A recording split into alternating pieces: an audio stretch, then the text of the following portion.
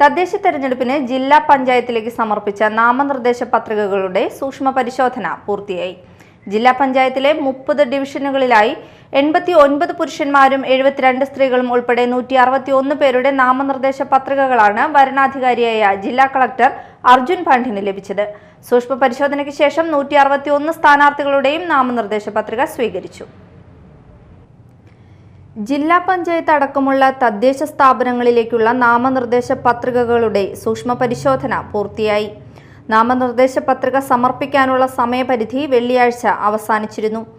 Corporation പരിധിയിലെ 56 ഡിവിഷനുകളിലായി 165 പുരുഷന്മാരും 174 സ്ത്രീകളും ഉൾപ്പെടെ 339 പേർ പത്രിക സമർപ്പിച്ചു.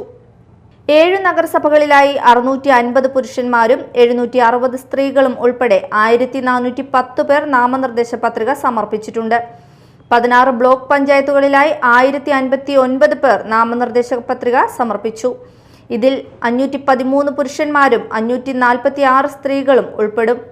തൃശൂർ ജില്ലയിലെ 86 ഗ്രാമപഞ്ചായത്തുകളിലായി 3729 പുരുഷന്മാരും 4456 സ്ത്രീകളും ഉൾപ്പെടെ 8185 പേർ നാമനിർദ്ദേശ പത്രിക സമർപ്പിച്ചു.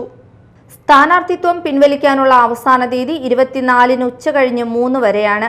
ശേഷം റിട്ടേണിംഗ് ഓഫീസർ സ്ഥാനാർത്ഥികളുടെ പട്ടിക പ്രസിദ്ധീകരിക്കും.